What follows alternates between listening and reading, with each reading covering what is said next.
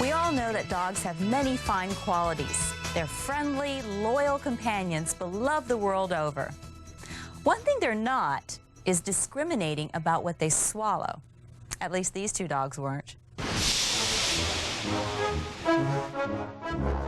Bailey the Doberman is the picture of health these days.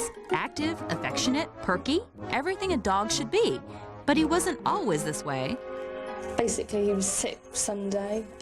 Took him up to the vets Tuesday. He was still being sick. They thought he had gastroenteritis and picked him about a bit. Still wasn't any better, so brought him up here. And then they phoned to say that, you know, they'd operated on him and they'd found a knife inside him, which is quite unbelievable, really. Unbelievable is right. Look at the size of that knife. That's practically a machete, and this dog managed to swallow it and survive. It boggles the imagination, and it certainly boggles the doctor. We were very startled from the x-rays to see this large metal object inside it. In fact, we didn't believe the x-rays. We thought there must be something wrong. So we took another one, and it's definitely something in there. So what we did was we got an endoscope, which is like a little flexible camera, and popped it down towards its stomach, and we saw this large knife sitting there. So we managed to remove it, fortunately, through the mouth, using a large pair of clamps and fingers and pushing and shoving, and out it came. And luckily enough, the dog didn't suffer any permanent damage and is making a very good recovery. Now imagine you're the doctor and you see these x-rays. Holy cow, this isn't something they teach you in veterinary school. Somehow the doctor got it out of Bailey, and the Doberman is back to being his happy, healthy self. We just wish we could ask a few questions, like, for example, why did he swallow it, and how? I guess we'll never know.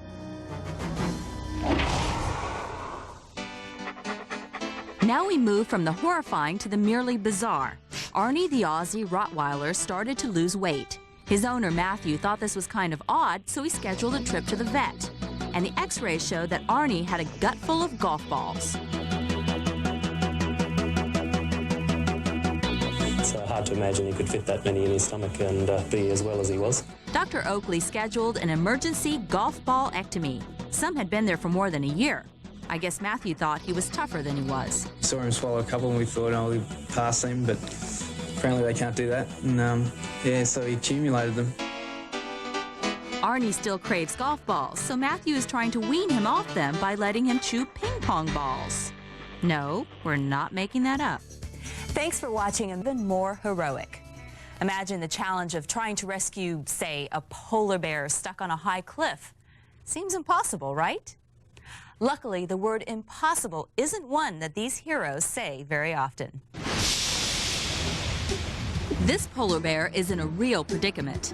It's trapped on a cliff ledge high above the water near the town of St. John's in Newfoundland, Canada. The local police and fire departments band together to save it. When we arrived on the scene, it was actually a bit of a general mayhem involved. People weren't really sure how to handle it because it was such an unusual rescue.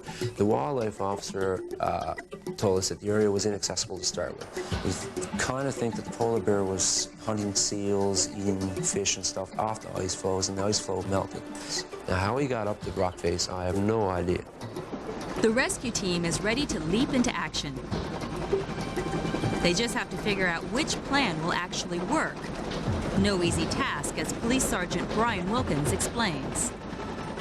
He just wasn't coming off the cliff. He had decided that the safest place for him was on that cliff, and that's where he was sticking for a while. Well, at first we tried to just scare the polar bear down. We had hoped that maybe find some screamers or some distraction devices at the bear, that it would actually spook it and it would run down off the cliff and dive into the water, and we could tranquilize it and bring it safely to shore that way. We soon realized that so much as anything, I think the polar bear was just too afraid to come down off the cliff. Afraid of the people. The difficulty of climbing back down may have hampered his decision to actually try to get back down. The rescuers will have to go to the bear. They tranquilize it for their own safety. Now all they have to do is harness the animal to get it off the cliff, which at this height and sheer angle seems darn near impossible. They lowered a basket to us to placed the polar bear in. And as soon as we brought the polar bear and the basket together, we realized, uh-oh. I mean, a polar bear just not going to fit in a basket designed for a human being. Since the basket doesn't work, Brian and Rick race to secure the bear in a harness before the tranquilizer wears off. Polar bears are so white and cute and fluffy, aren't they? It looks like you could run up and cuddle them, especially if you see any little ones in the zoos and things. But the problem is a polar bear can take you and cut you in half in one swipe. The polar bear actually would lift its head, look at me, and lick its lips. And that was a source of concern. You get a polar bear licking his lips and looking at you, you'd say, yeah, this could get good in a hurry. Thanks to their speedy work, the rescuers are soon ready to lower the bear down the cliff. I was told not to repel with the bear. So the bear was basically had to be repelled by itself. And as we lowered it down, the sling that we had on the bear caught in the rock, and rough edges of the rock. And the rocks here, very rough, very sharp, and they tore and pulled the harness until it actually slipped off of the bear.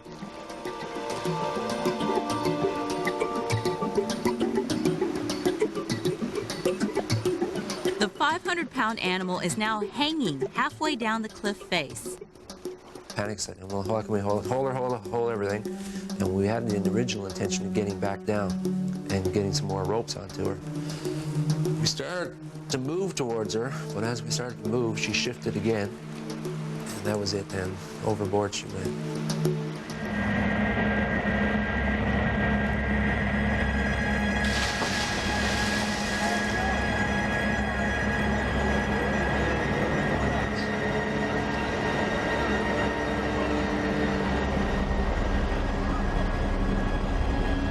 Rescuing the bear off the cliff was certainly one tough challenge, but recovering the bear in the water is almost as tough.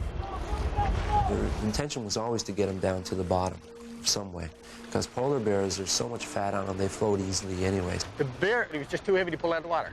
It was just too big, too unhandy to grab hold of. Polar bear fur is exceptionally short. The bear was actually taken back in, and wildlife had a bear cage ready for it as soon as it arrived.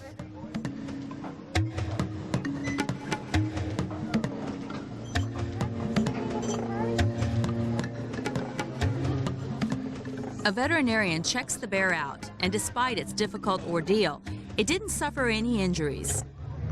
In addition to saving the animal's life, this rescue has an even greater significance. It was a female, and females breed, and so by saving that one female, we probably saved 5 or 6 other polar bears further down the road. The bear was released into the wild, healthy, well, and ready for the next adventure. Betty the beaver often hangs at the 91st Avenue waste treatment plant in Arizona. One day, Betty takes a wrong turn and finds herself swept into a fast-flowing plant canal. The water is too swift for the beaver to catch the walls and pull itself out. And the beaver is quickly exhausted by the Herculean effort to hold on. Then, whatever you want to call it, fate, destiny, karma, intervened in the form of a backhoe operated by a compassionate employee of the city of Phoenix, Wes Camfield.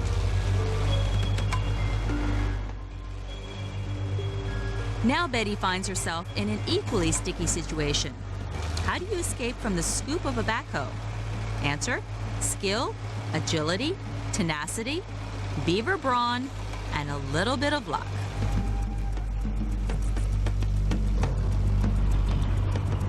Now our plucky heroine sets out to find her home, drawing her like a magnet. She seems to want to make a fatal left turn back towards danger, but Wes Camfield is there to guide her. This journey seems to take days and cover hundreds of miles, but it actually took 15 minutes and covered about 100 yards. And so our quest has a happy conclusion. Betty has yet to mess with the waste treatment plant again, preferring the sweet cleansing air of freedom. It's a placid end to a turbulent adventure.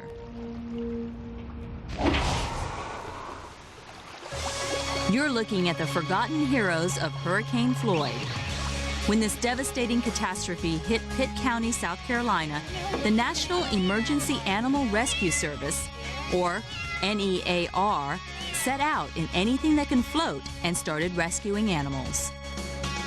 Their owners had been forced to evacuate, often not given time to find a proper, safe home for their animals. These animals had no hope save one: NEAR members whose rescue boats scraped rooftops and the tops of submerged school buses. Many of the panicked owners secured their pets in order to prevent them from getting lost. But this very precaution complicated rescue efforts. Our pit bull was chained up, padlock on his collar, chained to the ground, and was climbed up into a tree. It's about his head was about 3 inches from the water. I mean, these people up here, they can swim, they can find their way out. There's boats sitting all over the place here. These animals are either chained up or locked up in a house or a trailer. And those are the ones that people gotta help. We weren't even looking for these. We were out here for another group of animals, but we've got 1, 2, 3, 4, 5, 6, 7 dogs, and we've got 3 cats, and we know right now of 3 more dogs that need to be rescued. No fresh water to drink and no food. We're posting a form here in case the owner comes back that they know where to contact us to be able to find the animal so they can retrieve it. When the animals get back, those that appear to be healthy will be cleaned off and put into the shelter area. They'll be fed and watered. Any animals that appear to have medical problems, we'll make sure that the vet checks them out. What does it take to do a job like this? You have to be brave, you have to care, and you have to be willing to do what you can and hope there are enough others like you. Because of their efforts, 260 animals were rescued. It's always going to be a lot that we're not going to be able to get. We do the best we can, and nobody else can do any more than what's possible, so we kind of console ourselves with that. Coming up next. No, this isn't standard equipment on all the new cars. The 7-foot boa constrictor in the dashboard is optional. He's also stubborn. It's cozy in there. And love is in the air when a frisky but nearsighted otter falls head over heels with a boom microphone wind guard. And one of the more exotic quadrupeds you're likely to encounter, a chicken with 4 legs. Also, a hurling bird. Don't pick a fight with this fowl or you'll get a mouthful. And some people put out food for hummingbirds, but this guy's made his head a dining room table. First, because your automotive pride stalls at stoplights? Well, things could be worse. At least your family jalopy doesn't have any 7-foot reptiles lodged inside the dashboard. Harold Jimenez just can't catch a break. I mean, he leaves his 7-foot pet boa constrictor, Sam, alone in the car for a minute, and it slithers inside the dashboard of his Thunderbird. Worse than that, Sam lodges himself inside the air conditioning duct. And believe it or not, dislodging a boa constrictor from your air conditioning system isn't even mentioned in the manual. I left her in this front seat for a couple of minutes, so I was going to get my paycheck. When I came back, and I just saw the tail going up into the dashboard. That's not exactly the whole story. Harold left Sam's dinner in the car. The dinner got loose, a hungry and highly motivated boa constrictor gave chase, and here's the dinner, who manages to escape from the snake. Harold finally gets Sam out of the dashboard, but Sam loses his driving and shotgun privileges for a week. All the soundman is trying to do is capture the natural sounds of the otter. Only the otter has his eye on the wind guard. For what purpose, we can only guess. Is the otter looking for a friend, a lover, lunch? The soundman rescues the soggy prize, leaving the otter alone and bereft. Coming up next, we go to our Miracle of Nature's file and check out a 4-legged chicken. And if that's not enough bizarreness in the barnyard, how about a cow with 2 heads? And later, we'll meet David Leslie, the best pal a hummingbird ever had. And a helpless heron gets hung up on a power line. Stay with us. Don't forget to get me a snack, too. And hurry. One heck of a lot of chickens. But of all these hundreds of millions of chickens, how many have 4 legs? We know of just one, and we found it. Maybe you thought you'd seen it all, but you haven't seen everything until you've seen Cecil Pittman's massive chicken ranch. Amongst the scores of chickens encamped at any given time, there's one that stands out because of the number of legs it stands on. This one is different. What is it? Is it canine, bovine, or equine? Nope, it's a chicken with 2 extra legs. It's very unusual to find a bird living this long with 4 legs. We find them in there once in a while with 4 legs, but they only live 2 or 3 days. I guess 4 legs gives them better traction. Yes, just wants to stay away from that dog down there. Scientists say you've got a better chance of winning the lottery or getting struck by lightning than finding a 4-legged chicken. Cecil should buy a lottery ticket and stay out of thunderstorms.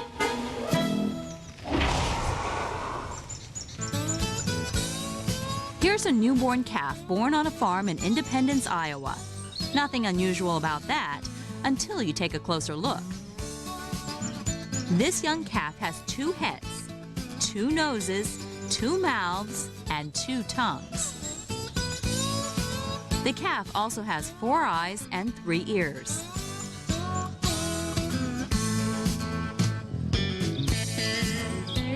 Scientists consider this kind of genetic abnormality incredibly rare, about a 1 in 2 million chance.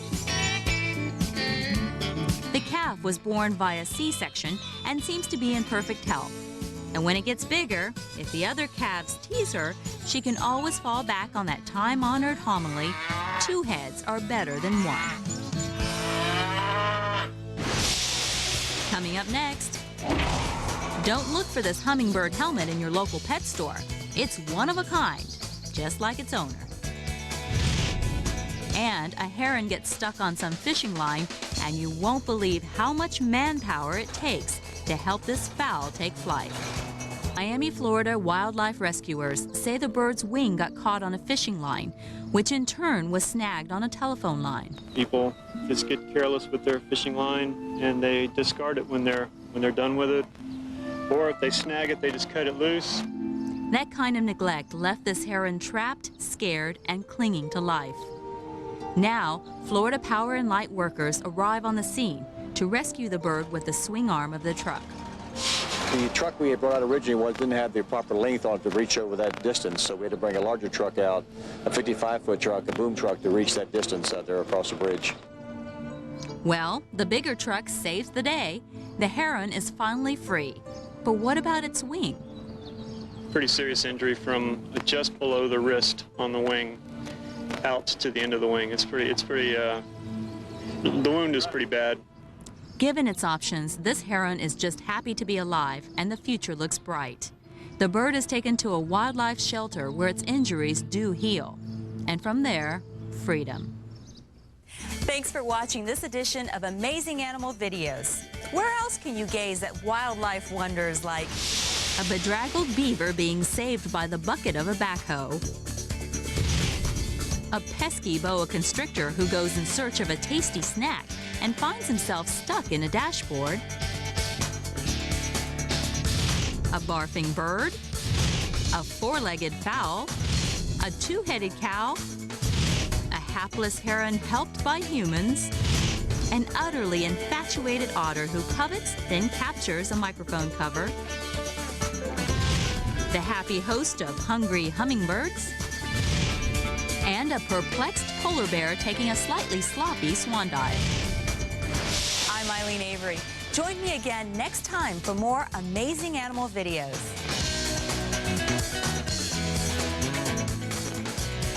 Hope you're enjoying an amazing Independence Day because Animal Planet has a full day of amazing animal videos to celebrate it. Spectacular animals, incredible scenes. Why go out? You'll be oohing and eyeing right here with all the amazing animals. Hey, it's all the fireworks I need. The 4th of July holiday sampler continues next. And find Animal Planet at discovery.com.